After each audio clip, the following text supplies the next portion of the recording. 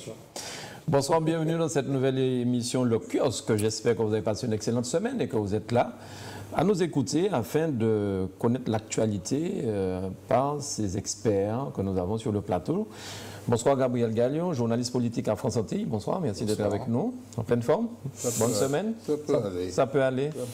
Michel Bouanchy, bonsoir. Bonsoir. Rédacteur en chef de Justice. Tout à fait. Donc j'ai oublié d'apporter un numéro, mais enfin je pense que je l'ai envoyé. Il peut paraître sur... Voilà, il est là. Il suffit. Là. Voilà, l'égalité réelle outre-mer. Voilà, c'est en véglage. Véglage électoral, très bien. Ça commence bien. Eddie Marajo, bonsoir, merci d'être avec nous. Bonsoir. Éditorial, toute la série de magazines que tu nous as réglés. L'éditorial. Non, mais cette semaine était chargée, tu n'avais pas le temps. Ah ouais, j'étais... Tu n'avais vraiment pas le temps. Alors on commencera par toi, tiens. La réaction de M. Marie-Jeanne à propos du rapport de la Chambre régionale des comptes. Cette semaine, il y a eu une plénière sur 2 jours. Sur 2 jours. Longue plénière. Tout à fait. Donc, on a beaucoup travaillé pour enregistrer tout ça sur 2 jours. Oui, c'est l'occasion de remarquer le travail que nous avons accompli. Vis-à-vis de tous ceux qui disent que les élus ne font rien, bon, on travaille. On a examiné près de 100 dossiers. Oui. Bon, dont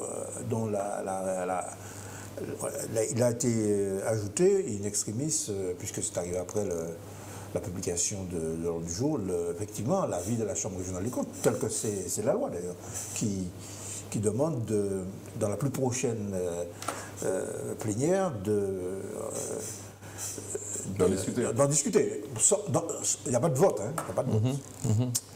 Bon, alors, nous avons une réaction lors de cette plénière par rapport de M. Alfred Marie-Jeanne, le président du Conseil exécutif. Tout à fait. Qu'est-ce que vous en pensez, messieurs, Il avait dit, dans le mot du mime, il avait déjà annoncé qu'il allait dire ce qu'il avait à dire, qu'il allait répéter ce qu'il a dit dans le mot du mime. Ouais. Pas de commentaire, Gabriel Gagnon. Oui, tu commences, qu'est-ce que vous en pensez? Pas de commentaire.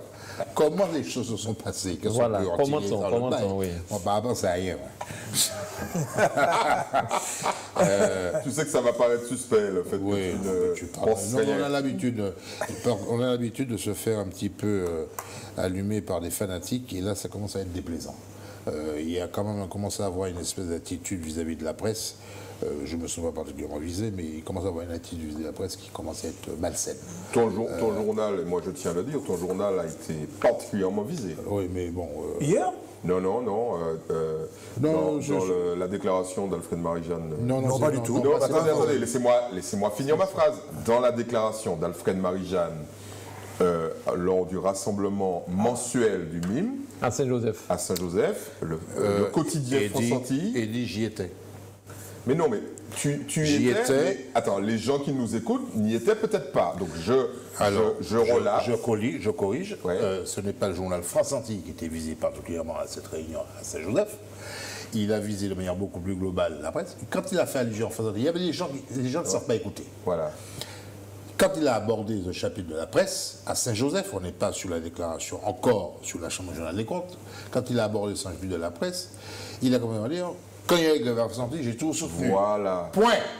Non, pas. Non, il n'a pas été plus loin sur France Antilles. T'es là, excuse-moi, je suis quand même à France Antilles, s'il y avait quelque chose de partout, j'aurais été quand même, me semble-t-il, plus réactif, j'ai déjà été par le passé. Alors les gens partent dans des choses, dans des délires. Le problème est qu'aujourd'hui, ils commencent à avoir une espèce de ressentiment vis-à-vis de la presse de manière générale et globale. Il y a des médias qui sont plus particulièrement visés par des propos de militants et autres. On peut citer Zouk Télévision. RCI. Par RCI, ATV et Martinique Première. Et le problème, c'est que les gens, ces médias, c'est journalistes. Donc on peut aisément viser. Il y a des allusions à des confrères qui ont été faites au cours de cette réunion. Oui, tout à fait. Donc là, je dis, ça commence à être malsain. Parce que s'il peut avoir une fois un coup de sang sur un article, quelque chose, mais quand ça devient un petit peu récurrent, ça va pas du tout non pas dans le respect de la presse, parce que bon, la presse elle est là, mais quand on est grand, eh ben on ne s'abaisse pas à vouloir mettre le doigt sur des gens qui essaient de faire le travail honnêtement. Je dis bien qui essaient de faire le travail honnêtement. Que l'on ne soit pas d'accord, que l'on se critique, c'est une chose. Mais mettre cette espèce d'ambiance malsaine dessus, c'est pas bon. C'est pas bon du tout. Et je crois que personne ne gagnerait à ce que les choses dégénèrent. Bien. Alors, si on revient, quelqu'un d'autre veut réagir Bon, sur alors, ça? tu as posé la question, qu'est-ce qui a quand même été dit par Ouais. Alfred Marie-Jeanne concernant l'avis de la CRC? Alors, Oui. on n'a pas répondu. Oui, c'est vrai qu'on n'est pas. Oui, c'est vrai qu'on n'est On n'a pas pas répondu. sur- Alors, Alfred Marie-Jeanne a récusé Tu parles de la plénière. au cours de la plénière, il a récusé l'avis de la CRC. J'ai le texte de son discours, et son discours était écrit. Bon, par conséquent, et il s'est tenu au texte de son discours. Bon, et donc il a récusé cet avis en disant que, en gros, il a dit que cet avis prétend qu'il y a un excédent, et il a dit le contraire, et qu'il n'y a pas d'excédent, qu'il y a un déficit, et il a pointé un certain nombre d'exemples. Il a rappelé d'abord que le compte de gestion est déficitaire, bon, de 13 millions, et puis il a parlé des fameux 15 millions du TCSP. Il a quand même rappelé qu'il y a deux interprétations différentes sur une somme importante, 15 millions. Il y a l'avis de la CRC qui dit que les 15 millions sont une recette certaine, qu'il faut donc les compter, donc ce qui efface le déficit. Et il y a l'avis du payeur régional qui dit au contraire, et qui rejette d'ailleurs un titre de recette qui avait été émis par l'ancien président du conseil régional, M. Letchimi, en disant qu'il ne faut pas inscrire cette recette, ces 15 millions en recettes, et ce qui a du coup contribué au déficit. Bon. Et puis il a parlé aussi des engagements de la collectivité qu'il a chiffré à 4,4 milliards. Et qu'il a dit qu'il a quand même rappelé que s'il fallait en crédit de paiement apurer ces 4,4 milliards, il faudrait 11 années sans faire un seul investissement, en Martinique. Et puis il a chiffré quand même que, puisqu'on dit qu'il n'a rien été fait, bien, il a chiffré quand même que la collectivité a dépensé, je le chiffre, près de 700 millions depuis son arrivée, et a émis plus de 30 000 mandats. Bon, c'est une manière de répondre, puisque l'on a argumenté de l'autre côté qu'on s'est servi du prétexte de l'existence d'un déficit pour ne rien faire. Bon, par conséquent, il a répondu à ses détracteurs, ce qui est normal quand même. Bon, bon. Donc, et en passant, qu'il épingle une partie de la presse qui occulte certaines informations. Alors, je ne sais pas s'ils sont honnêtes ou pas, mais enfin, la presse n'est pas au-dessus de tout soupçon. On peut critiquer la presse. La presse dont tu fais partie avec le progressiste. Pardon, avec justice, pardon.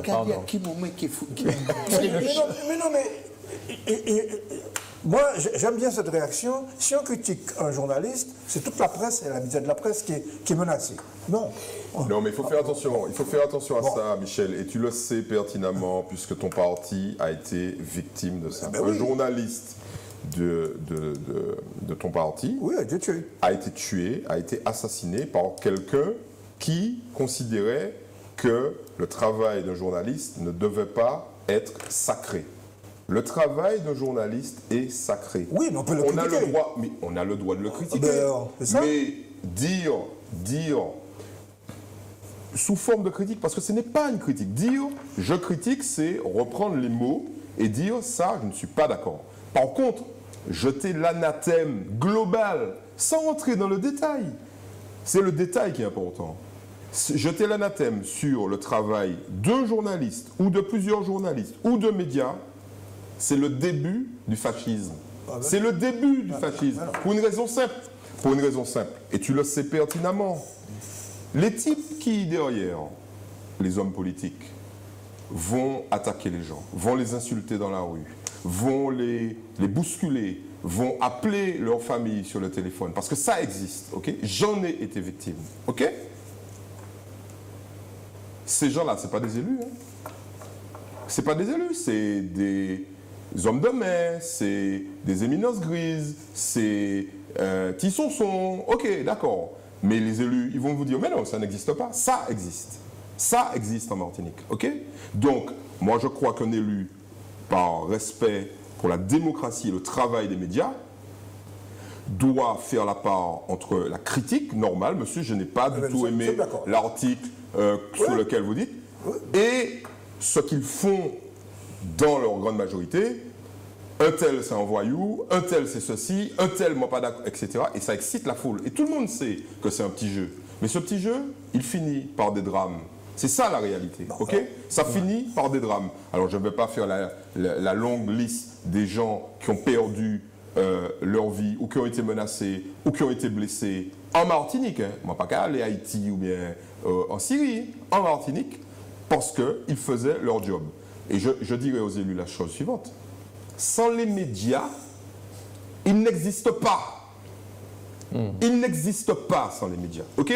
Donc ça suffit. Et moi, je vais plus loin encore que Gabriel. Et Gabriel a raison, parce que lui, en plus, il est un représentant syndical, donc il sait ce que ça veut dire, se battre au quotidien. Eh bien, moi, je vais plus loin. Et je dis aux élus, vous devez, non pas être grand, vous devez respecter la liberté et la démocratie. Si vous n'êtes pas d'accord avec la démocratie, aillez à l'autre côté. Changez de pays. Alors moi je veux dire que la démocratie, c'est aussi la possibilité de critiquer les journalistes. Oui, mais ça veut dire quoi, critiquer un journaliste? Ça veut dire quoi, critiquer un journaliste? C'est avoir des arguments. C'est avoir des arguments. C'est dire, par exemple, monsieur un tel journaliste a écrit telle chose. Non, c'est pas faux. C'est pas faux. On n'a pas le droit de dire c'est faux. On a le droit de dire c'est faux parce que. Or, le plus souvent, qu'est-ce qui se passe? C'est ça faux. Point. Terminé. Mais non. Pouti, ça faux. Dis-moi Pouti, ça faux. Ça faux parce que m'ont pas dit ça, m'ont dit ça. Et là, on est d'accord. Là, c'est de la critique et c'est de la démocratie. Ils ont le droit de réponse. Bien sûr. Ils ont le droit de réponse. Ils ont le droit de venir. Ils ont le droit. Non, mais le droit de réponse. Bon. Michel, on a compris, ok. Et le lien un peu incestueux entre le monde politique et les journalistes est à dénoncer de manière structurelle, mais est à dénoncer de manière structurelle, mais si on commence par là, eh ben, non seulement par être journaliste, mais par être politique. Hein. Donc, le respect du droit à la critique est fondamental. Par contre, le respect de la liberté d'expression des journalistes est aussi fondamental. Ben voilà oui. les deux. Bon, bien. Ben sur cette formulation, je n'ai rien à redire. mais les journalistes ne sont pas au-dessus de ce soupçon. Mais pourquoi tu finis, non. Ils ont des opinions. Ils ont des opinions. Oui. Ils ont des opinions. Ils subissent des pressions. Et généralement, dans un petit pays comme ici, pendant les années que nous avons vécues, ces dernières années, d'une manière générale, ils ont été du côté d'un certain pouvoir. Alors, prenons un exemple très concret, parce que c'est un sujet central. Prenons un exemple très concret. Je n'attaque pas Michel, qui est un ami, je n'attaque pas. Mais quand Michel dit la loi, machin, c'est un véglage. Ok? C'est une opinion. D'opinion, ouais. C'est une opinion. Et On est d'accord. On est d'accord. Il faut lire l'article qui est derrière, qui le démontre. Ok. Donc, respecter cette opinion est quand même le fondement de la démocratie. Mais nous sommes si le ministre n'est pas d'accord avec ce que le rédacteur en chef de justice... Il écrit, mais il ne dit pas, Michel Branchi est un menteur. Il ne le dit pas. Or, ce que nous entendons, c'est ça. Parce que quelqu'un ne partage pas votre opinion ou qu'il donne une information qui n'a rien à voir avec ce que vous exprimez, il devient subitement un menteur. Tu comprends la différence? Est-ce que tu comprends la différence? Je comprends bien la différence. Voilà. C'est ça. Mais on peut dire que quelqu'un est un menteur. Non, mais attends. On peut le dire. Parce qu'il y a des gens qui mentent. Bon. Michel, Gabriel, il y a des gens qui mentent. Sciemment. Non, mais attends, je vais prendre juste un exemple qui prouve que là, il y a quelque chose qui ne va plus. Ouais. Il y a eu la conférence du Conseil exécutif de la Fête Marie-Jeanne il y a un mois de ça. Conférence qui a duré, qui était sur 3 points. Il y avait le TCSP, il y avait les fonds européens, puis il y avait le lycée chercheur à la rentrée scolaire. Tous les médias y étaient. Tous les médias ont relaté cette conférence de presse. Qu'est-ce qu'on entend? C'était une conférence de 3 heures. Martine Poirier est arrivé passer 3 minutes en laïcellement. Est-ce que le relater cette conférence de presse s'est passé les 3 heures? J'ai entendu 3 heures, François dit mettez un petit cahier, et puis à côté de ça, M. Agent il n'y a pas gentil. Est-ce que c'est ça, le respect de la presse? On traite l'information de la conférence de presse, elle s'est résumée à un certain nombre de choses, l'essentiel y était. On a le droit de dire que la relation de cette conférence de presse ne reflète pas ce qui a été dit quand même, on a le droit de le dire. Michel, tu étais à la conférence de presse? Non, je n'y étais pas. Bon alors merci, on va pas parler. Mais justice. Non, Michel. Justice y était par contre, le journaliste, il a donné un compte rendu différent de façon. Alors, tu as fait le choix. Voilà. Tu as fait le choix de faire ce compte rendu différent et non, c'est ton problème. Nous, on fait un choix différent en mettant l'essentiel dessus, mais viens pas me dire après que le bon compte rendu de la conférence de presse, c'est de mettre ce que vous avez mis dans la justice. Ce n'est pas votre choix éditorial qui est le choix idéal. Chacun a ce choix. Et tu le sais pertinemment. Mais on a le droit de dire que non, mais tu as le droit de faire ce que tu veux. On a le droit de traiter l'information comme on veut. Mais ne pas me dire que parce que tu l'as fait d'une manière comme on le fait. On a le droit de te critiquer. Non, mais on a le droit de te critiquer. On n'a pas qu'à critiquer ce qu'on a fait, pas venir critiquer ta moyen. Ah ben non. Dis-moi ben non, nous pas d'accord. Non, mais attends. C'est ça la démocratie. Non, la démocratie c'est le droit de te critiquer. C'est pas de critiquer sur n'importe quoi. Qui est quelque chose qui ne soit pas exact, qui soit dedans, oui. Qui est quelque chose qui soit déformé dedans, sur oui. le TCSP, par exemple. Quelque chose qui est déformé, oui. Mais viens pas me dire après que la façon dont je l'ai fait, c'est pas ça qui est bon. Donc, Chacun sa ligne éditoriale. Et tu le sais pertinemment. Il y a un élément, Michel, il y a quand même un élément qu'il faut prendre en compte et je pense que tu es suffisamment proche de la réalité, de cette réalité. C'est après, qu'est-ce qui se passe? On peut critiquer, on a même le droit et le devoir de critiquer. Maintenant, c'est après, qu'est-ce qui se passe? Parce que je n'entends pas d'élus dire et reconnaître que les propos qu'ils ont tenus ont pu déclencher des choses inacceptables. OK? Et ça, malheureusement, on s'éloigne de la démocratie. La démocratie, c'est aussi de dire il y a des limites. Or, je comprends parfaitement que quand on est engagé politiquement et qu'on a envie que son action soit relatée, publiée, qu'on ait une espèce de frustration, parfaitement. Mais ça n'empêche pas de gagner des élections. Ça n'empêche pas d'avoir le pouvoir. Je comprendrais qu'on ait une action et que cette action ne soit pas relayée et qu'en plus, non seulement on n'accède pas au pouvoir, mais on ne gagne pas des élections. Mais quand on gagne des élections, qu'on est au pouvoir, il y a quand même une certaine retenue à avoir par rapport à ceux qui font leur travail tous les jours. Parce que les journalistes en question, ils ne font pas que relater de la politique. Ils donnent de l'information sur tout. Alors, si on devait enlever des journaux, des émissions, ceux qui font leur travail de journaliste, surtout parce que la relation de l'action politique est jugée mauvaise, eh bien, peut-être qu'il y a été journaliste. Hein. Et dans un pays qui n'est pas ni journaliste, Michel, tu es bien placé pour le savoir, il n'y a plus de démocratie et il y a la guerre. Tu exagères. J'exagère. Tu exagères. Alors, que les choses soient claires. Hein. Oui. Ça fait plusieurs fois qu'il dit que certains propos peuvent entraîner des actes répréhensibles, même peut-être des agressions. Moi, je condamne ça. OK? Bon, je condamne. Ce que je défends là, ici, c'est la possibilité de critiquer la presse, hein, et de la faire de manière circonstanciée, de la faire sans insulte, n'est-ce pas? Et quelquefois d'ailleurs, si ceux qui lisent justice, c'est quelquefois avec humour. Oui. Non mais ça on est d'accord. Moi je suis d'accord. L'humour tel que la caricature que nous l'avons appris de la part de notre maître à tous, René Ménil, le philosophe. Mais ceci dit, que cela aille jusqu'à s'en prendre physiquement, voilà, à un journaliste ou à sa famille, etc., moi, je le condamne totalement. Bien. Bon. Heureusement. Bien. Non, parce qu'on a fait l'amalgame entre les deux. Alors, je tiens. Tu as raison. On a fait l'amalgame entre les deux. Et c'est plutôt une bonne nouvelle. C'est plutôt une bonne nouvelle. C'est pas une nouvelle, c'est une nouvelle. Non, mais Michel, voilà pourquoi Michel, on l'aime. Voilà pourquoi on aime Michel. Je n'en doutais pas. Mais je préfère que tu le dises, que tu restes silencieux. Voilà. Merci. Voilà pourquoi on aime Michel, parce que Michel le dit. Michel le dit.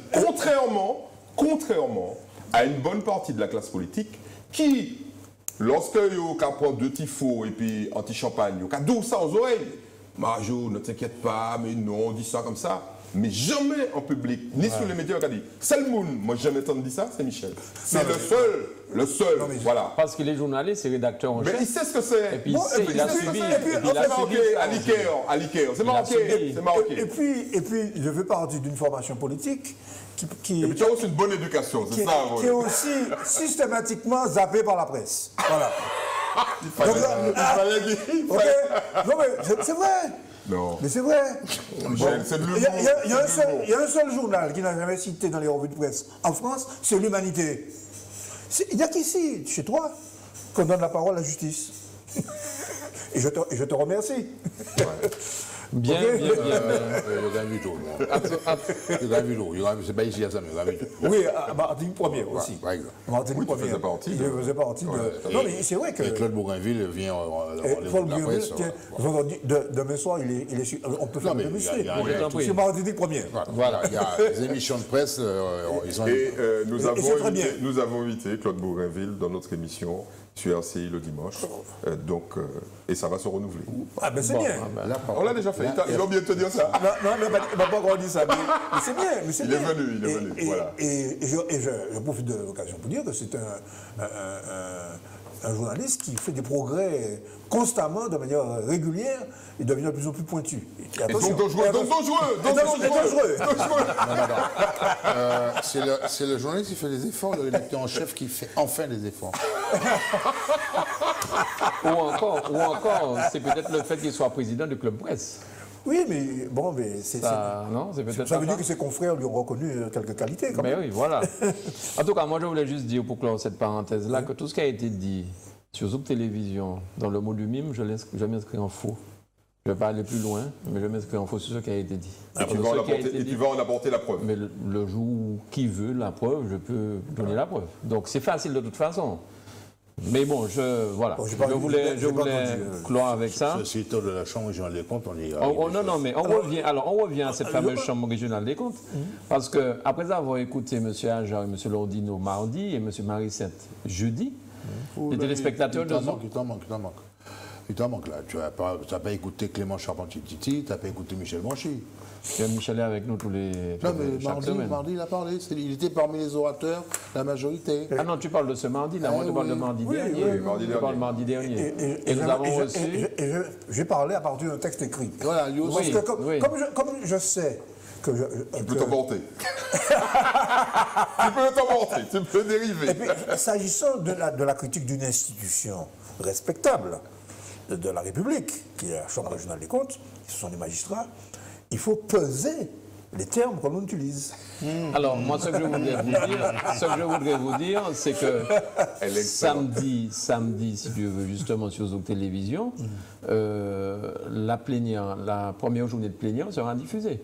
Donc, on aura le loisir d'entendre tout ce qui a été dit par 3 présidents de la Commission des finances, mais aussi par tous les présidents, par tous ceux qui ont pris la parole. Et aussi, l'excellente intervention politique, celle-là, de notre ami Charpentier-Titi, qui a fait preuve de beaucoup d'humour. Bien. Il n'y a pas eu d'insulte. Non, bon, pour revenir sur ce rapport, il est évident que la réaction de la Fédération était attendue. Et là, il est parti sur le ton qu'il avait déjà indiqué vendredi à la réunion du MIME à Saint-Joseph, en disant qu'il rejetait ce rapport dans sa globalité parce qu'il était outrancier et tendancieux. Dès lors qu'il a utilisé ces 2 adjectifs, il mettait le curseur là où ils estimaient devoir le mettre. C'est le rejet en bloc. Donc ça veut dire que ce rapport n'était pas conforme aux règles de la comptabilité publique que lui, il estimait qu'il devait être appliqué, et que ce rapport n'était pas un rapport qui établissait une vérité qu'il lui estimait devoir l'être. Cela veut dire, en réalité, il a estimé que ce rapport était politique. Donc il a placé ce rapport, le rapport de la Chambre régionale des comptes des juges financiers, il l'a placé sur le plan politique. Bon, évidemment, on va dire, est-ce un rapport politique ou est-ce un rapport financier ? Ce qui a retenu dans l'histoire, c'est qu'en réalité, aujourd'hui, on a peut-être une lecture de ce qu'est la mécanique comptable publique. Il y a le compte de gestion, comme Michel a parlé, le compte de gestion a été voté, le compte de gestion établi par le payeur régional et départemental, donc aujourd'hui payeur territorial, qui établit un compte à partir d'une réalité de trésorerie. Il y a ce qui rentre, il y a ce qui doit sortir. Compte qui est déficitaire, ce que ne dit pas la Chambre. C'était moins fini. Vous allez trop vite. Ce que ne dit pas la Chambre. Madame, c'est vous qui pas de placement, mais qui ça? Nous ne sommes pas en bureau politique. Merci. Calme-toi. Calme-toi. Calme-toi. On a apoplexie. Non, monsieur. Donc, c'est à partir d'une ligne de trésorerie. Ligne de trésorerie qui s'appuie sur des recettes et des dépenses. Ouais. Il établit un compte de gestion qui a été adopté et ce compte de gestion était déficitaire. Pas fait moins A, pas fait ma pièce A. C'est bon. Attends la suite. Bon. 13 millions. Non, mais qu'a fait moi, c'est quel numéro là? C'est bon, là, on va. Ce compte est déficitaire. La Cour des comptes, elle, la Chambre régionale des comptes, établit une comptabilité sur la ligne de trésorerie, mais sur la ligne budgétaire, comptable. Ce qui rentre, ce qui doit entrer, ce qui est rentré, ce qui a à sortir. Le vrai nœud gordien de l'histoire, Voilà. c'est sur les fameux restes à réaliser. Tout à fait. Le compte de gestion établit un déficit à partir d'une réalité trésorerie. Il y a ce qui doit entrer immédiatement, ce qui est prévu, ce qui n'est pas prévu. Donc, entre ce qui rentre et ce qui sort, il y a un déficit de 13 millions. Sur le compte de la région 2015, arrêté au 31 décembre. La Cour des comptes dit, oui, il y a un déficit au 31 sur le compte de trésorerie. Mais sur la ligne comptable, entre ce qui doit entrer, ce qui doit entrer de droit, ce qui devrait entrer et ce qui doit sortir, au total, elle trouve un excédent de 500 000 euros. 500 000 euros sur 400 millions d'euros, ça fait 1%. Je me souviens, il y a une année, c'était Claude Lys qui était président du Conseil général, budget 700 millions d'euros. Il y a eu un compte administratif voté, discuté, excédent 700 millions d'euros, excédent 500 000 euros. J'ai entendu ceux qui aujourd'hui se glorifient d'avoir un excédent de 500 000 euros, les mêmes dire sur le compte excédentaire de Claude Lys de 500 000 euros, ce compte en réalité est déficitaire. Quand on fait que 500 000 euros, c'est qu'en réalité on a un déficit qui est plus important. Donc, on dit pas là, en fonction, vent à souffler, là j'ai le coup par marché. 500 000 euros sur 400 millions, bon, c'est un peu besoin. C'est 0,1%. Simplement. C'est 0,1%. Ça veut dire quoi? 0,01. En réalité, sur le plan du droit financier, droit fiscal, ça veut dire quoi? Ça veut dire que dès lors que la Chambre régionale des comptes estime à son examen de toutes les pièces comptables qu'elle a en main qu'il n'y a pas de déficit. Donc elle ne donne pas de directive ni de recommandations. Elle ne demande pas au préfet d'avoir l'œil sur la conduite des finances de la collectivité. Tout à fait. Donc la collectivité fait ce qu'elle veut. Tout à fait. C'est ce que je veux dire. S'il y avait un déficit, ça veut dire que la fin de Marie-Jeanne aurait eu le fil à la patte. En réalité, la Chambre dit, monsieur la fin de Marie-Jeanne, vous avez un budget, débrouillez-vous avec. Vous êtes libre de faire ce que vous voulez. Alors, moi, ce que je vais vous proposer, c'est... Donc, après avoir écouté, je dis la semaine dernière, M. Ajar et M. Lordino, jeudi dernier, M. Marissette, il y a des téléspectateurs qui nous disaient toujours qu'ils ne comprenaient rien à tout ça. Donc, on s'est dit, on va aller voir le président de la Cour de la Chambre régionale des comptes pour qu'il nous donne un petit peu plus d'explications. Et je vous propose d'écouter, pas très longtemps, un extrait de ce qu'il nous a dit en Guadeloupe cette semaine. On y va, Yannick. Nous, Chambre régionale des comptes, nous avons examiné les documents produits par la collectivité territoriale de Martinique pour justifier le traitement qui avait été fait, de certaines recettes, de certaines dépenses, de certains engagements qui ne sont pas dénoués encore, dans un sens ou dans l'autre, des fonds européens qui pourraient être reçus, des créances qui sont annoncées. Et nous avons, la Chambre, elle, ne peut pas faire de choix parmi ces documents. Elle ne peut pas dire ça me paraît pas vraiment crédible. Non, soit le document est officiel et signé et valable, et la créance doit être prise en compte, soit elle ne l'est pas et doit être rejetée. Soit la date à laquelle ce document est intervenu fait qu'on doit rattacher la créance ou la dépense à l'année 2015, soit cela relève de l'année 2016. Donc c'est un examen très précis et très objectif que nous faisons.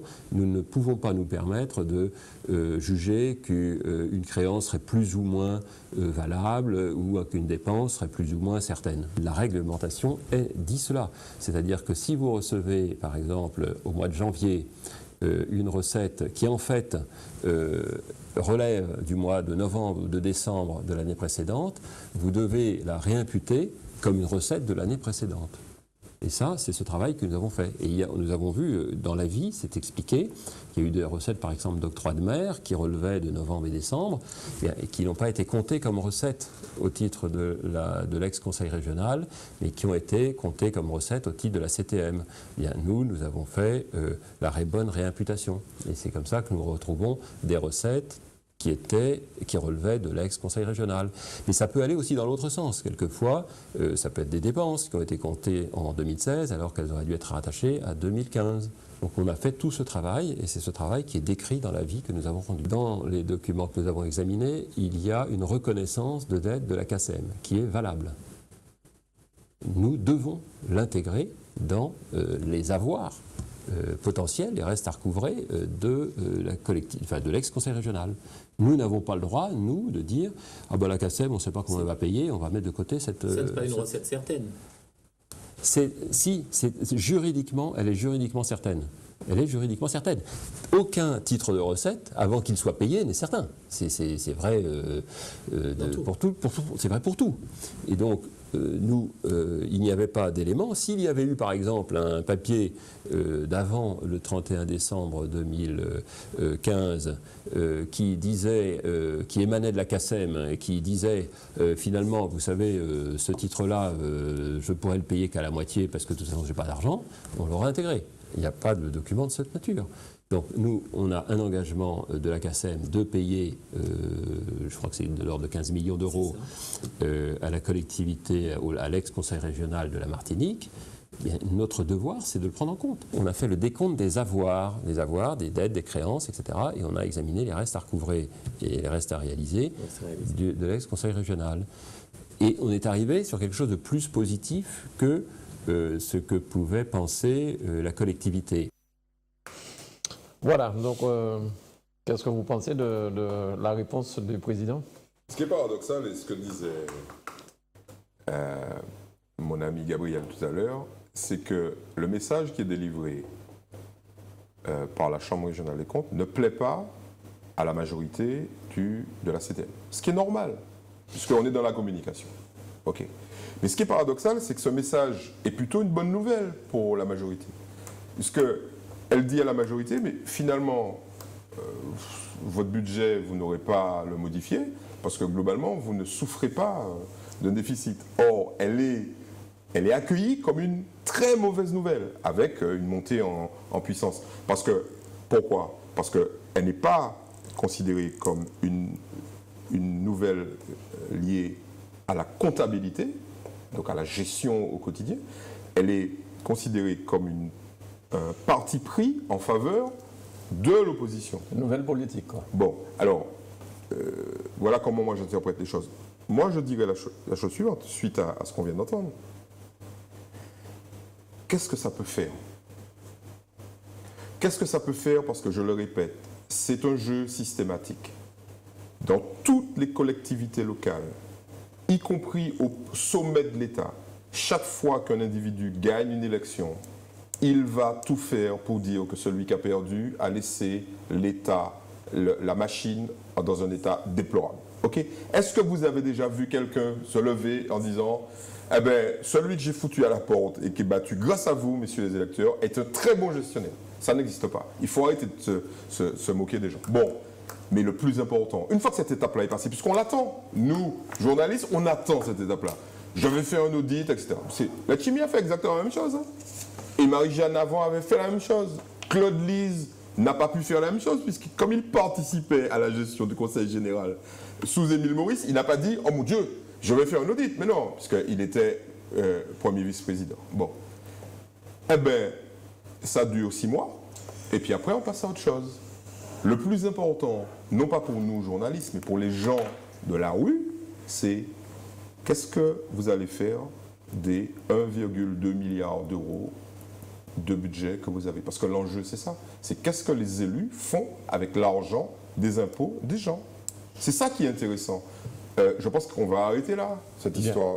On passe à autre chose. Un avis là-dessus, messieurs? Non, non. D'abord, moi, je fais observer que je suis un ancien fonctionnaire des finances.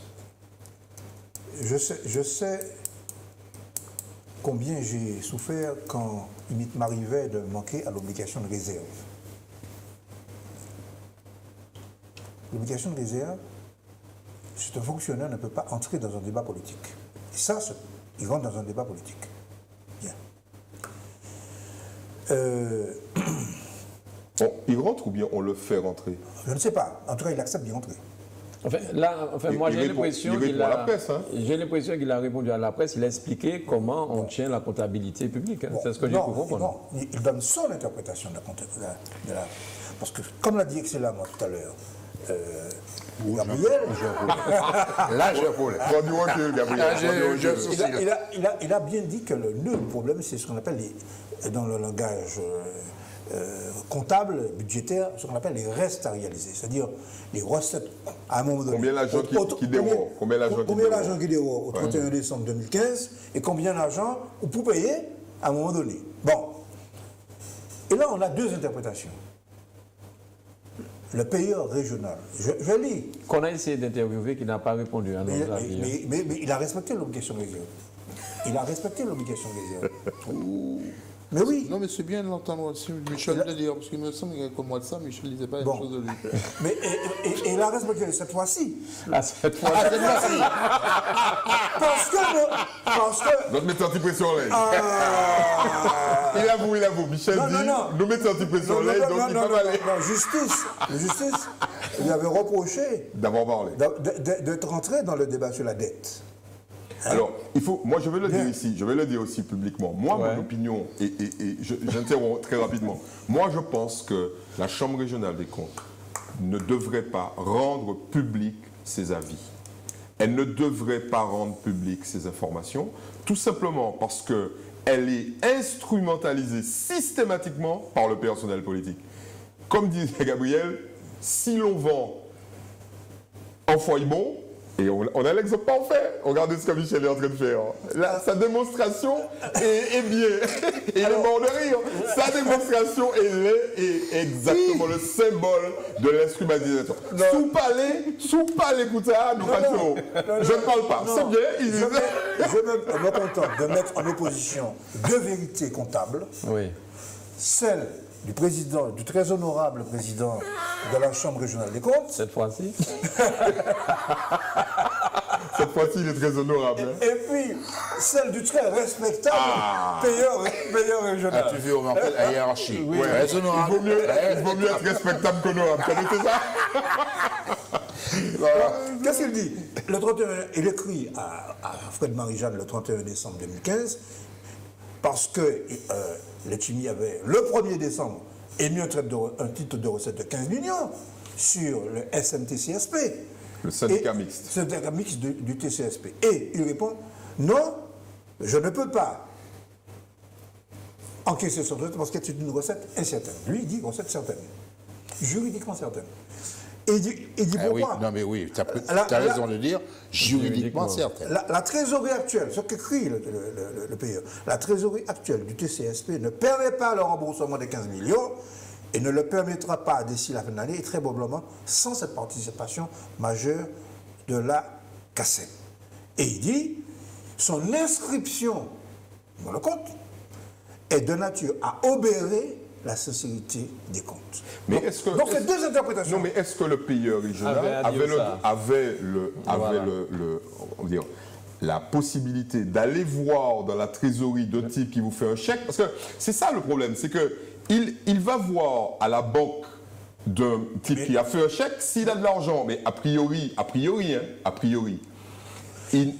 sa fonction, son rôle, c'est pas d'aller voir si les types qui font un chèque au conseil régional ont du blé. Surtout que le type qui avait fait un chèque au conseil régional, c'est quelqu'un d'autre qui devait lui donner de l'argent pour honorer ce chèque, c'est-à-dire la CACEM.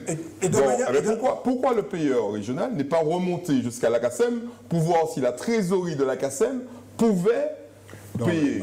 Alors, je termine mon raisonnement.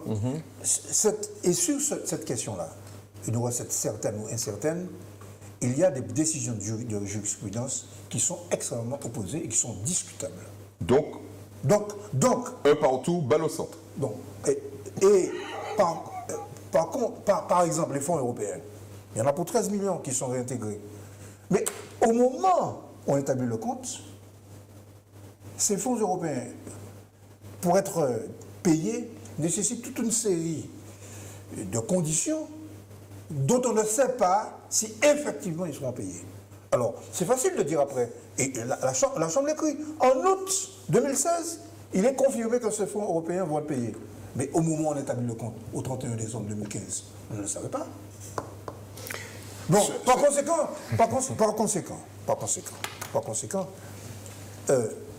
ce débat sur les restes à réaliser, mais derrière, il y a aussi... Et le débat, c'est pas tellement... Mon ami dit c'est pas grave. Mais non, il y a un mot. Et c'est ça qui est le mot qui est important. Dans un cas, c'est déficit, et dans l'autre cas, c'est excédent. C'est ça, la question. Oui. Bien. Non, il a raison, c'est ça la question. Déficit ou excédent. Déficit, ça veut dire recommandation et jonction. Excédent, vous êtes libre. Bon. Pour l'instant, c'est libre. Il y a quand même une chose sur laquelle je crois que le public doit savoir. Michel dit, il a fait état de son statut d'ancien fonctionnaire des finances publiques. Le juge, le président de la Chambre régionale des comptes, la Chambre régionale des comptes, ce sont des juges financiers. Ils ne sont pas fonctionnaires au sens de l'entend, ce sont les magistrats, les finances. Il l'a dit au début de l'intervention, je ne vous ai pas fait le magistrat, c'est comme tous les magistrats, il y a les textes de loi qui sont appliqués, lui, il lit, il interprète. Ah, il interprète. Oui, parce que sinon, il n'y aurait pas de jurisprudence. Ah ben oui. D'accord. Bon. Parce que le magistrat interprète le texte de la loi en fonction des situations. C'est son rôle, c'est son métier, c'est sa fonction. Mais il a fini en disant que c'était une décision collégiale. Hein. Mais il n'a pas été le seul à prendre la décision. Une chambre, c'est comme un tribunal. Quand quelqu'un est condamné au tribunal, la cour d'assises haute, c'est une décision collégiale. Hein. C'est pas Ansel qui a décidé. Non, je précise pour nos amis et les spectateurs. Donc, c'est une lecture. Il faut une lecture. Ils appliquent c'est pas une application A plus B suivant un logiciel qu'on applique. C'est que les mecs interprètent les textes. Bon. Sinon, il n'y aurait pas eu de jurisprudence. Mais bien sûr. Nous sommes d'accord. Il suffirait d'avoir l'ordinateur. Le payeur, lui, sur la notion de recette incertaine, on revient un peu dessus. Le payeur, lui, il en sera en disant la recette incertaine, parce que le payeur estime qu'il a des informations qui laissent penser que le syndicat mixte n'a pas d'argent et que la CACEM ne peut pas honorer.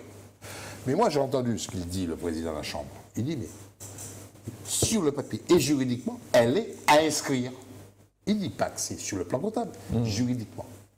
Après, il revient aux collectivités concernées, que ce soit la CTM ou la CACEM, la pénalité mais le syndicat mixte, d'annuler cette recette. Qui passera l'année d'après. C'est à eux de décider. Et là, c'est la décision du politique. Alors, il se trouve que sur l'actualité, ce qu'on sait aujourd'hui, c'est que Alfred Marie-Jeanne l'a annoncé mardi. Il a dit, mais quand il dit ça, recette certaine, eh bien, j'ai mis un mandat de recette. Tout à fait. Donc, la CACEM va payer. Non, il ne va pas payer parce que... Attends. On a brûlé les bonbons avant de commencer cuite. La flamme. Le titre de recette va être émis. La CACEM va dire je peux ou je peux pas. Et même étonné fort, dans les conditions actuelles, la CACEM dit je peux pas. Parce qu'en réalité, la CACEM, elle la met entre petits morceaux. Donc elle va certainement prendre une libération pour pouvoir solder ce qu'elle doit. Elle a déjà donné 10 millions, il y a 5 millions. Voilà, donc elle va solder. Voilà. Ceci étant, que je sois clair pour tout le monde, ce n'est pas les 15 millions de la CACEM qui vont annuler l'excédent. Ce n'est pas sur une seule recette à réaliser. C'est l'ensemble de toutes les analyses. J'ai pu comprendre aussi qu'il y a certaines choses qui étaient passées en janvier ou en février qu'on a remis en décembre. Il t'a expliqué, il t'a bien expliqué. C'est là que ces choses, l'interprétation est intéressante. On n'apprécie, on n'apprécie pas. Quelque chose qui doit être inscrit en 2015, mais qui se fait en 2016, il te dit que ça doit être inscrit pour 2015. Cela veut dire, je vais plus loin, ça veut dire quoi? Beaucoup de nos communes sont en difficulté. Il y a des communes qui ont retrouvé la Chambre régionale des comptes à travers leur chemin, et la Chambre régionale des comptes a carrément mis des dispositions à obliger des communes à dire non, il faut retirer vos finances parce que vous êtes en déficit. C'est pour ça Les que maires- c'est pour ça que certains maires veulent être sénateurs pour échapper à tout ça. On ne va pas laisser, on va pas tirer la fin de là. C'est une question. Allez, vas-y. Non, mais c'est pas croyable ça. Vas-y, Bon. continue. Non, mais Cela ça fait fait revenu. Les habitants du diamant doivent se poser des questions. Non, mais ne boule pas les étapes. Cela veut dire que question. beaucoup de nos maires, pour pouvoir, parce que comme il y a, quand on présente un budget doit être présenté à l'équilibre. Un compte administratif doit être présenté à la réalité comptable. Bon, un compte administratif peut être excédentaire ou déficitaire. Le budget doit être équilibré. Or, le budget, c'est quoi? Le budget, c'est un compte administratif. Beaucoup de nos maires, pour pouvoir quelque chose de simple, pour avoir les mains libres, eh bien, il y a des créances, des trucs qu'on ne m'inscrit pas, qu'on met de côté. Il dit non, c'est pas l'année prochaine, c'est là, c'est dans les inscrits. Parce qu'il Donc, devait payer, automatiquement, cela va mettre une réalité sur la trésorerie de la commune, qui n'est pas forcément celle qui peut être beaucoup allégée, parce qu'en réalité, toutes les collectivités de Martinique, comme celle de France et de Navarre, elles sont toutes en déficit de janvier jusqu'à mai. Pourquoi? Parce que les recettes d'État, les dotations de fonctionnement n'entrent pas. Ben oui. Donc elles sont toutes en difficulté de trésorerie. C'est parce que l'économie ne mange pas. Voilà. Alors, Oui, dis. un élément, parce qu'il y a des gens qui nous ont appelés en disant c'est quoi cette histoire de juridiquement certaine. C'est important pour une raison simple, c'est qu'il faut comprendre que quand vous avez une recette à venir, je fais simple, hein, de l'argent qui doit rentrer, on vous envoie un papier en vous disant bon, je vais vous payer, je reconnais que je vous dois 15 millions. Eh bien, un certain nombre de collectivités, comme un certain nombre d'entreprises, avec ce papier-là, peuvent aller céder auprès d'une banque, par exemple. Et en échange de ce papier, qui juridiquement est certain, ils reçoivent des liquidités. Okay? Et ça, c'est ce qu'on appelle céder ses créances. Et un certain nombre de collectivités cèdent leurs créances auprès de banques qui leur font de l'avance en attendant que quelqu'un les paye. Donc c'est cette notion de juridiquement certaine est très importante. Elle ne peut pas être discutée puisque elle, une fois validée, elle peut rentrer dans un système financier où, en échange de ce bout de papier, parce que ce n'est qu'un bout de papier, on vous donne de l'argent. Et il disait là que c'était pas un faux. Il y avait la signature, c'était un document Mais si officiel. tu sais pertinemment, j'ajoute, mais si tu sais pertinemment que ce papier, que le créancier ne pourra pas l'honorer, tu vas emprunter et puis tu sais que tu ne pourras pas rembourser. Tu comprends? Voilà. Oui, bon. Mais c'est ça qui s'est passé en ce qui concerne les 15 millions. Tu es en train d'envoyer un très mauvais signal. Tu es en train d'envoyer un très mauvais signal aux centaines, voire aux milliers d'entreprises qui reçoivent des certifiés services faits des municipalités et qui vont voir leur banque, notamment la BPI, pour céder. Tu es en train de dire à ces entreprises-là, Nous pas payer les autres. Si je peux payer les autres. C'est ça que tu es en train de faire, Michel. Mais c'est ça qui fait ces dernières années. Hein. Oui, mais il C'est ça qui ne fait. faut pas dire ça parce que personne ne peut gagner confiance. Il faut, comme élu, il faut avoir quand même conscience de la répercussion de ses paroles. Michel. Seule la vérité révolutionnaire. Oh, ça s'appelle une sortie. Je fais le triple salto arrière. Échappé. Il a appris ça aux jeunesses communistes. Le prix, sorti de ça. Et en plus, c'est un karatéka. C'est un karatéka. C'est un prof de Il karatéka. est très très fort. Alors, puisque nous sommes dans la politique martiniquaise, il semblerait que Max Orville, c'est le MODEM, je crois, a laissé tomber bas payé en chance. Vous n'êtes pas sans ça, vous êtes auprès de Oui, il avait l'actualité. refusé. Non, c'est pas qu'il a refusé. Au départ, il devait faire partie de l'Alliance, Il a fait partie de l'Alliance. mais il a refusé. Mais non, je parle de. Quand les listes font fusion, Oui, le lundi oui. suivant le premier tour, Oui. Monsieur Max Orville est sollicité pour faire partie de cette liste et il refuse. Dès ce moment-là. Je ne crois pas que tu aies la bonne information. Ah bon? Ah non. Et pourquoi il ne serait pas sur. Et pourquoi il n'est pas élu? Parce que ceux qui ont justement. Il dit qu'il fallait lire l'interview de France Inter. Non. Ceux qui ont il y a justement. peut-être une interview. Il y a peut-être une interview. Non, mais au-delà et de puis il y a les l'interview. militants. Il y a ce que disent les militants. Non. Alors, allons-y. Au-delà de l'interview, il n'a pas. Interview qui était sortie il y a un mois. Oui. Oui. Il n'a pas été sollicité pour faire partie des 10 personnes là que... Mais pour quelle raison? Pour quelle raison il n'a pas été sollicité? Parce que le chef de BAPI en chance a préféré mettre d'autres personnes. Parce que je rappelle que Max Orville était deuxième quelque part sur une des circonscriptions. Il a très clairement affirmé qu'il ne souhaitait pas faire partie de cette fusion. Je crois que là, tu n'as pas la bonne information. Attendez. On ne peut pas dire tu n'as pas ou tu as. C'est le débat de tout à l'heure. Oui. Je vous donne une information. Vous en avez une. D'accord? Qui a la bonne information? C'est ça le problème. Le vrai problème, il est là. Et Michel a raison. C'est pas parce que quelqu'un dit le contraire de ce qu'on avance qu'il a tort. L'histoire est pleine de ça. Ceci étant, il y a quand même des acteurs. Bon, lui, Max Orville n'a jamais affirmé, refusé d'être dans l'alliance avec le Grand Assemblée. En public. Il n'a jamais dit ça en public dans les médias. Oui, mais excuse-moi, mais bon, il y a des écrits, il y a des déclarations, on tient compte de ça. Oui. Il n'a jamais refusé, puisqu'il a même voté pour cette liste. Simplement, c'est que je crois qu'en réalité, il était deuxième sur la section sud, sur la liste du BAPI en chance. Et au moment de la négociation où il n'était pas, jusqu'à là, tout ça est vrai. il n'était pas, ou dans celle-là? Non, mais on recoupe des informations. Ah, voilà. On est d'accord. Non, jusqu'à là, c'est vrai. Écoute la suite. Je peux Écoute finir. la suite. Non, attends. Je peux finir. Écoute la suite. Tu as dit tout à l'heure. Non, attends. Eddie, laisse-moi finir. Non, c'est important ce qu'il va dire après. Quand il a été question de recomposer cette liste avec le Grand Assemblée, il y a eu un certain nombre de points chauds de friction sur notamment la composition de la section sud, où au départ, le MIM, avec sa tête de liste sud, ne voulait pas entendre parler de modification de la liste établie, et que l'architecture de cette liste a bougé, y compris sur les autres sections. Et M. Fort-de-France, quand il a s'agi de... ou Jacques Harim, ou pas là non plus, mais je aborde tout le bail là, il a fallu un petit peu constituer ceux qui allaient constituer, qui allaient entrer au Conseil exécutif. Ce qui a permis de sauver, on va dire ça, un certain nombre de personnes qui, sur la liste préalablement établie par les états-majors, n'étaient même pas éligibles. Max Orville, lui, estimant qu'on le changeait de section. On le changeait de section. Du sud, on l'a envoyé dans le nord, il a dit non. À quel numéro qu'on le mettait? Je parle de section déjà. Oui.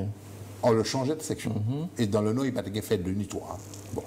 On change de section, on l'envoyait dans le nord, il dit bon, c'est pas la peine, faites sans moi. Mais il a voté. Bon. Faites sans moi parce que dans le sud, déjà, il allait dans le sud. Gabriel, attends. Je sais que tu as des informations, mais j'en ai eu quelques-unes aussi. Non, mais, de deuxième, il s'est retrouvé, on lui a proposé la place de 13e, c'est-à-dire pas éligible. Mais dans pas le nord. éligible. Non, mais attends. Ben oui, mais dans le nord. Dans le sud, pas des pièges. Dans le nord, mais il y a d'autres personnes qu'on a récupérées dans le sud. Qui étaient bien après lui et qui se sont retrouvés en place éligible. Non, il n'y a personne qui a rattrapé dans le sud. Tout à l'heure, il y a des gens qui mélangent. Le truc c'est que, le type avait choisi déjà de le sud pour être éligible en deuxième position. Et qu'on le renvoie dans le nord, qu'il avait quitté volontairement parce qu'il est élu à Schellcher, mais il visait plutôt le centre.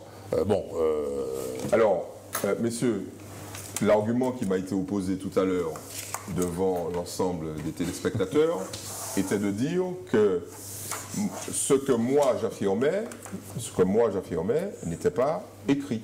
On est d'accord? Tout ce que vous venez de raconter là n'est écrit nulle part. On est d'accord? Gabriel a même dit à Michel, ou pas t'es là, Gabriel n'était pas là non plus, et toi non plus. Donc, ce que vous venez... Non, mais justement, donc vous ne pouvez pas opposer comme argument à quelqu'un qui apporte une information que son information est fausse, tout simplement parce qu'elle n'est pas écrite.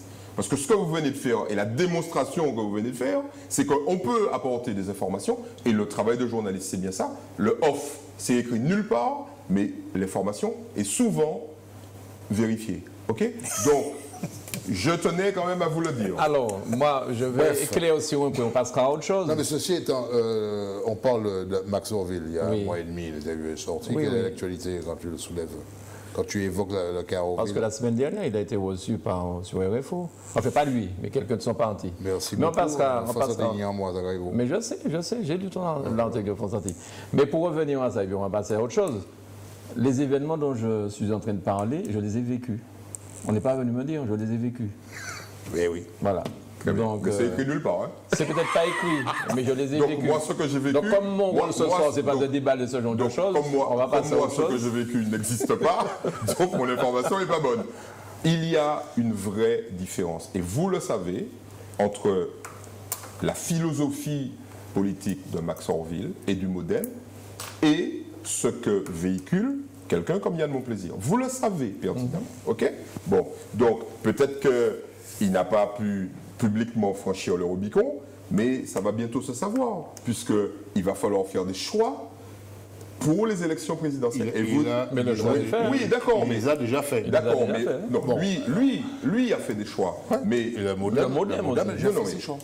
je suis d'accord, tout le monde sait que le MoDem soutient Alain Juppé. Juppé. Mais il va falloir faire des choix locaux. Je ne parlais pas des élections présidentielles. Il me semble qu'il a déjà donné des indications. Hein. Oui, mais ça va se traduire sur le terrain, aux législatives en particulier. il me Les semble- présidentielles auront des impacts.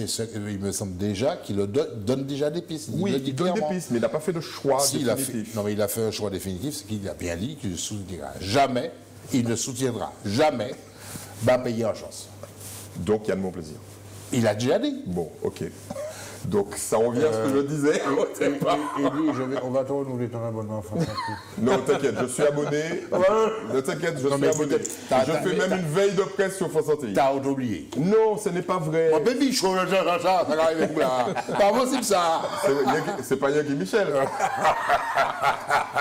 Donc voilà, en tout cas, vous le savez tous, hein, de toute façon, si Juppé n'est pas au deuxième tour de la présidentielle, Barou se présente. Béou. Au second tour, Non, si. t'es bien toi. Attends, pardon. Chop. Primaire. Reprends. Si Juppé ne franchit pas le premier tour de la primaire, disons que si c'est Sarkozy qui franchit le truc, Béou se présente. François Bayrou. François Bayrou se présente. Très bien. C'est Et une c'est le excellente modèle. nouvelle pour François Hollande. Oui, peut-être. Mais je ne sais pas si c'est une bonne nouvelle pour ceux qui sont ici. Parce que je me préoccupe plus ici. Mais tu sais ce que- qui va se tu passer sais que ici la dans le Martinique- Nord, par exemple. Oui, mais tu sais que la Martinique, c'est la Martinique, la Guadeloupe, la Guyane, etc., Ouais. qui font l'élection présidentielle. Tu le sais, ça.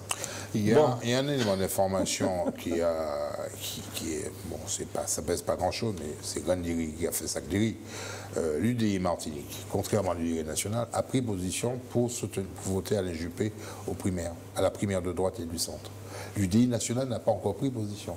L'UDI Martinique a annoncé cette semaine, mardi, que l'UDI, pas un élu, pas Philippe Petit, l'UDI Martinique appelle à voter Alain Juppé à la primaire de droite.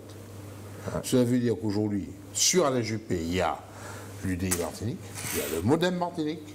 Cela veut dire que même si aujourd'hui, ils sont sur une synergie commune présidentielle, c'est pas pourtant que ça veut dire qu'ils vont établir une transversalité pour les législatives, mais au moins, il y a déjà des éléments de passerelle qui se mettent en place. Tout à fait. Sachant que dans l'esprit du MoDem, et je pense qu'on peut peut-être extrapoler, pour les petits aussi, payer un chasse, Dieu pas oui. Michel va réagir. Alors, Bon, il y a quand même un élément, important. C'est un problème Quand qui on parle de la présidentielle. Michel est drôlement silencieux sur ce sujet-là. Non, mais la droite, ça n'intéresse pas. Non, très franchement, T'as vu? Il va le dire. la question des élections présidentielles, je ne dis pas que ça ne nous intéresse pas. La configuration du pouvoir. Non, mais il y aura des répercussions sur les élections Ah, bien législatives ici. Hein. Bien Quand on sûr. parle de tout ça, c'est par Bien rapport à ce qui sûr, va se passer bien en sûr, juin. mais au-delà des positionnements personnels, des ambitions, des combinaisons, ce qui est quand même essentiel pour les Martiniquais, c'est de savoir qui va détenir le pouvoir en France. Est-ce que ce pouvoir va être favorable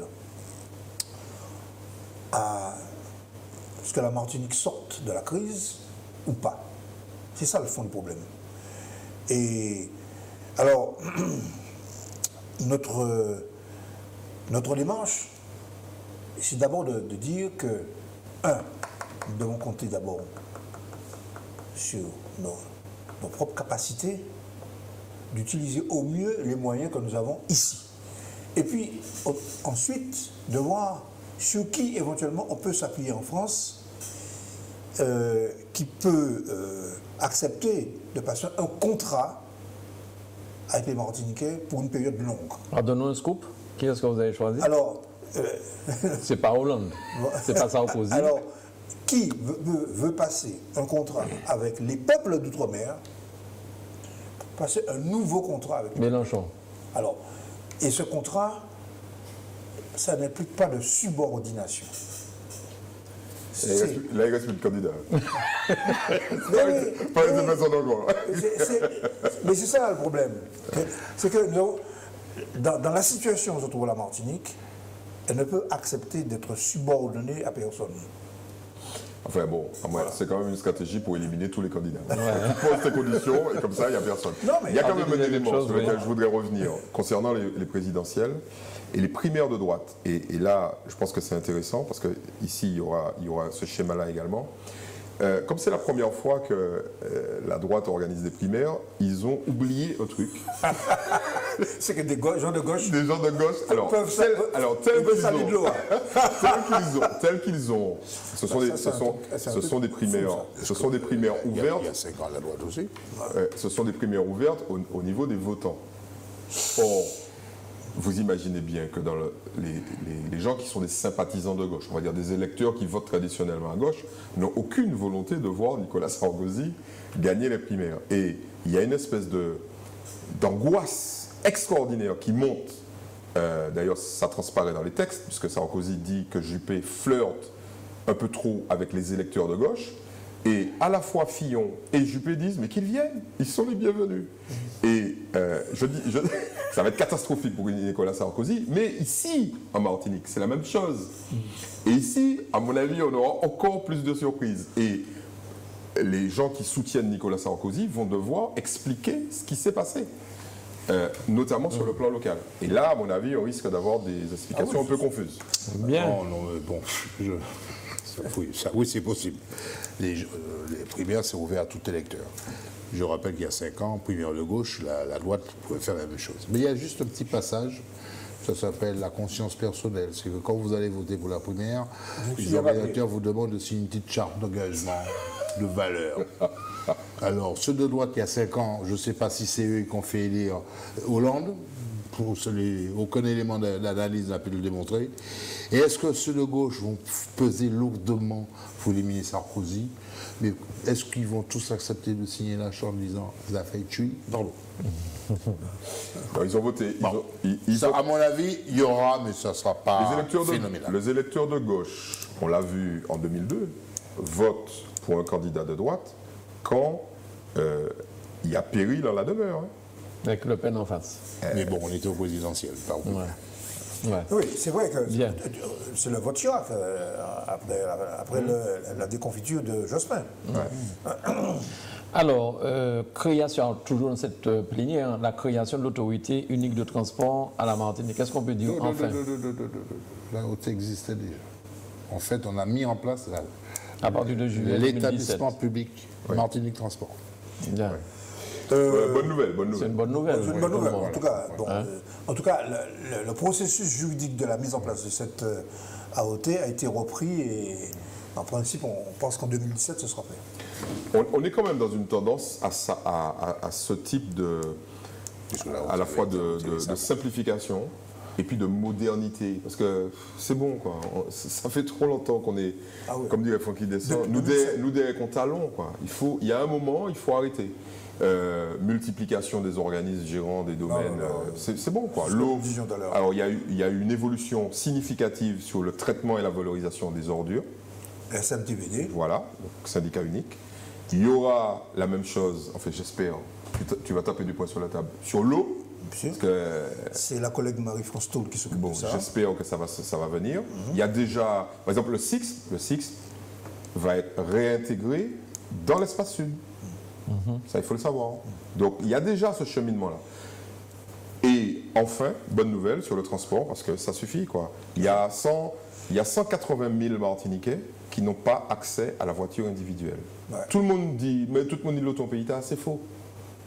Là, c'est faux. 180 000 personnes en Martinique n'ont pas accès à la voiture individuelle. Donc, ils sont dépendants pour leur travail, pour leur loisir, pour leur santé, de transports en commun.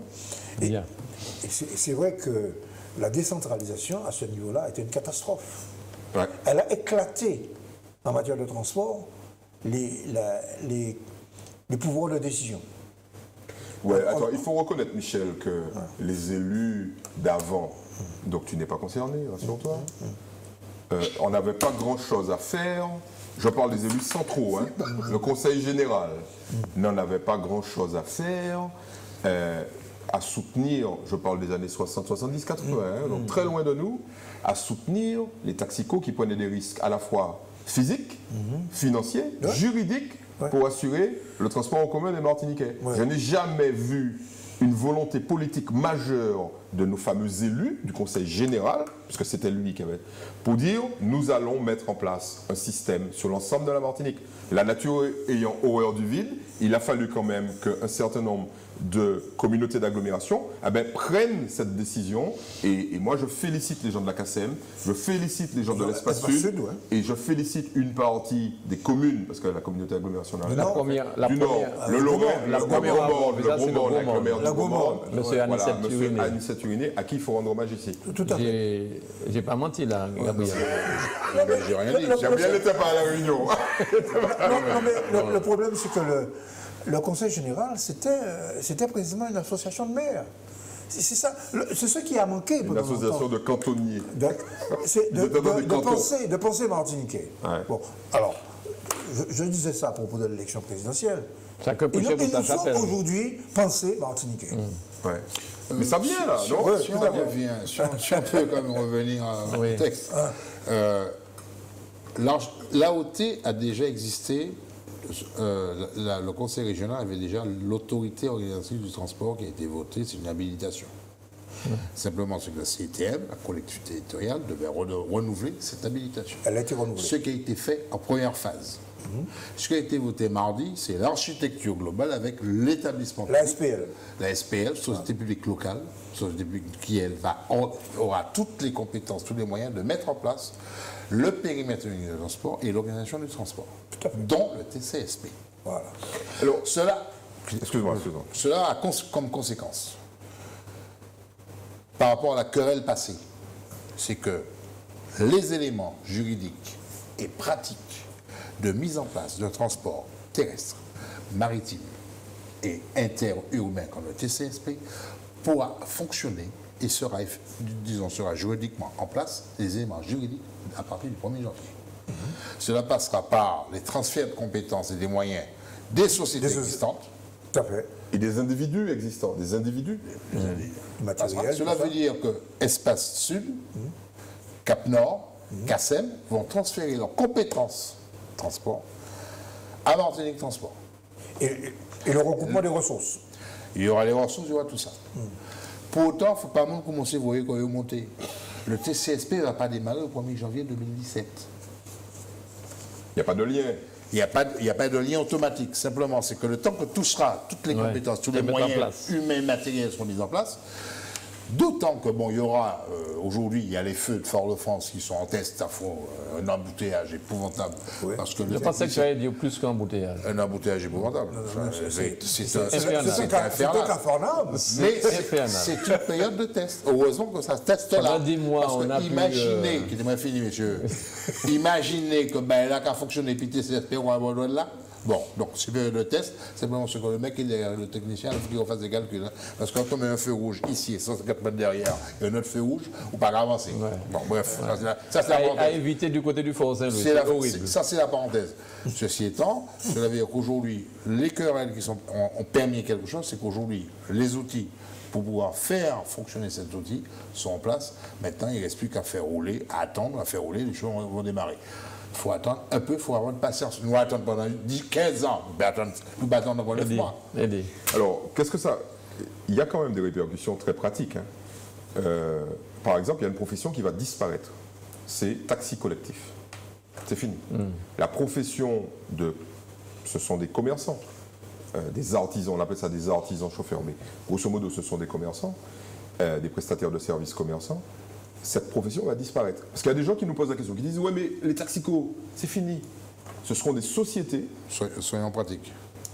Expliquons. De manière très pratique. Aujourd'hui, un taxi collectif, il est son propre patron, on va dire ça comme ça. Eh bien, celui qui est derrière le volant, il aura le choix entre partir, faire autre chose, donc il va toucher une somme je fais vite, hein. On va lui racheter en gros ses parts de retraite. Voilà, il va faire autre chose, ou partir à la retraite, ou devenir salarié d'une entreprise qui aura obtenu une délégation de service public pour faire une ligne. Donc, Les navettes. donc c'est une modification à la fois technique, logistique, mais aussi culturelle. Tout à fait. Et ça, c'est une vraie révolution. Parce qu'il s'agira maintenant d'établir un lien non plus entre une population et des prestataires de services qui faisaient comme ils pouvaient, et puis quand ils étaient fatigués, c'était fini, et un vrai service public. C'est-à-dire que les Martiniquais vont devoir exercer leur vigilance sur le respect du service public. En clair, ça veut dire quoi? C'est-à-dire que quelqu'un qui habite Gros-Morne, qui veut se rendre à 23h30 à Fort-de-France, il aura le droit de se rendre à Fort-de-France à 23h30 s'il n'a pas de véhicule individuel. Comment il fera? Eh ben, Parce que j'ai entendu dire que le TCSP va s'arrêter à 19h. non, mais il n'y a pas que le TCSP quand même. Et Non, c'est vrai que ça va être remplacé par des bus. Je voudrais juste pour le pratique, parce que là il dit il va sur le général, sur ce qui va sur la finalité, mais restons sur le pratique. Le TCSP, on va dire une date. Et je pense que je ne suis pas très loin de ce qui va se passer. Mettons 1er juillet 2017, le TCSP fonctionnel. Il y a deux mecs qui viennent s'évanouir là. Les mecs se sont évanouis, ils ont dit juillet. Non, mais juillet, ça peut être septembre. Mais en réalité, bon, Bon, allez. on est proche de la date. Le TCSP se met en place. Concrètement, ça se passe comment?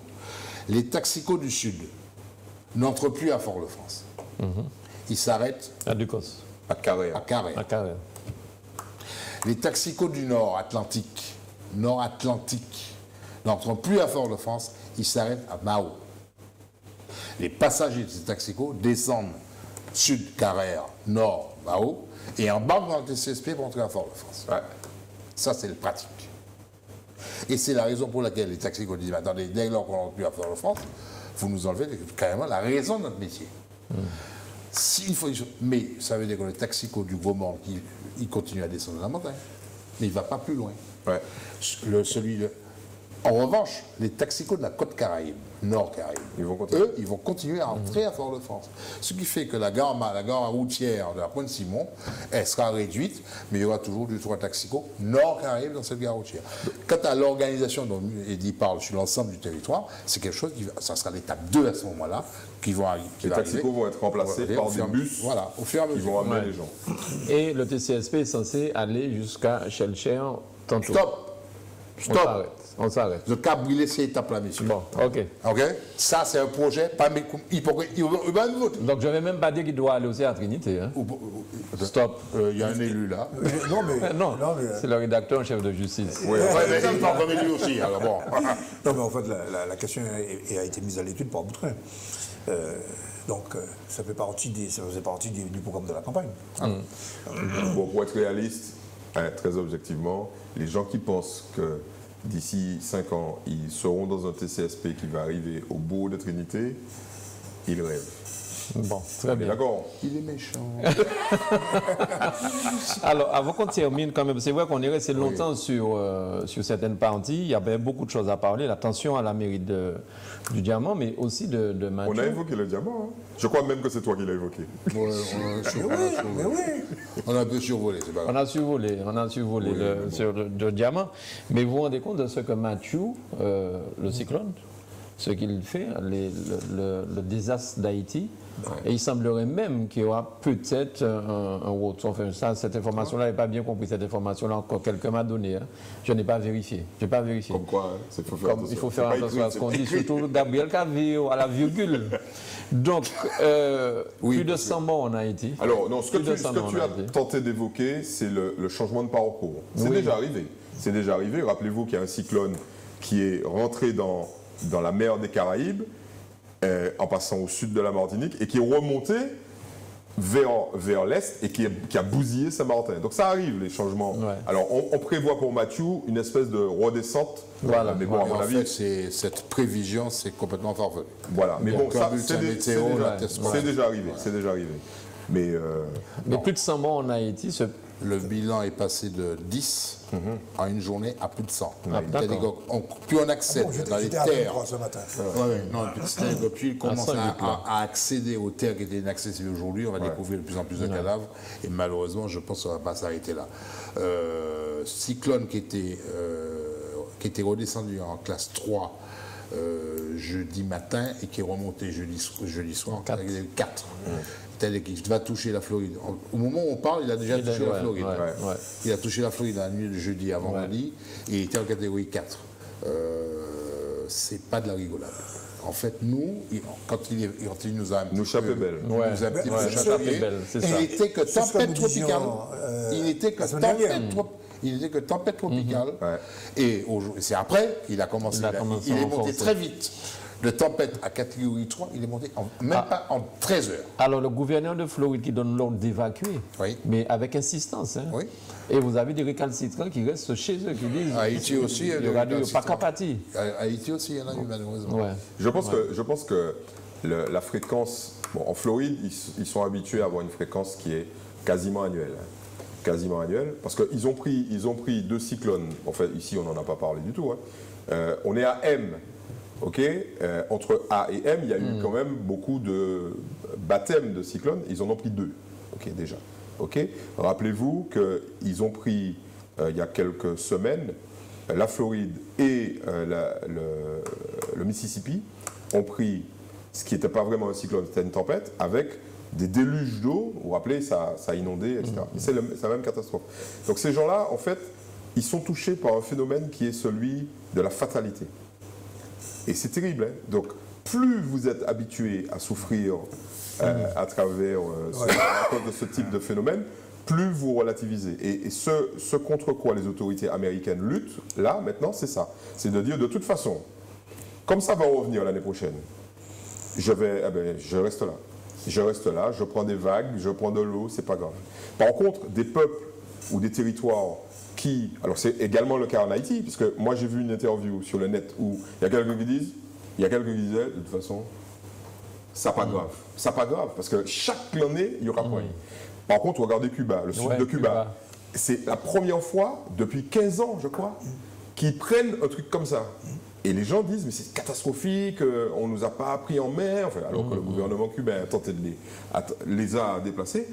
Cette espèce d'habitude du malheur, psychologiquement, c'est terrible. Quoi. Les effets sont terribles. Surtout qu'il y a un qui est né aujourd'hui. Oui, Ils ont baptisé un autre Nicole. tout à fait. Mais attention, Voilà. attention pour les sous-surveillants, nos apprentis météorologues là, nos 800 000 météorologues. Il n'est pas né dans les îles du Cap-Vert, il est né près des Bermudes. Donc, Ouais, donc on ne va pas nous toucher, sauf si redescend. donc ça suffit, Michel. Vous pouvez pas parler de nous. Vous pouvez tirer le Ça malheur. peut arriver. La France de Coriolis changeant. Ben voyons. Ouais. En tout cas, bon, c'est quand même une grosse catastrophe. Et j'ai bien aimé un mot de Lucien pour les Nord. Attention, on a continué à souffrir. Hein. On n'en parle pas. Oui. Il faut en parler ici. Mais jusqu'à hier soir, la houle, tout ça. Voilà, il y a des communes. Moi, j'ai eu le maire du Prêcheur qui me disait, Eddy, Carbet aussi. je lutte Carbet, de manière dramatique contre cette houle qui bousille tout. Et il faut quand même le rappeler, ça.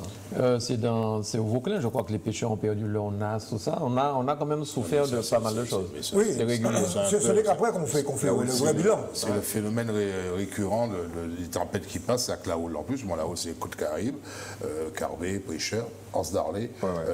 Oui, parce que, excuse-moi, mais Mathieu, c'est pas de la rigolade. C'est pas un petit. On disait ça, toi même, on disait ça la semaine dernière. Hein. Attention. La semaine dernière, il était tempête pour nous. Ça allait. Ouais. Jeudi jour, c'est devenu un monstre.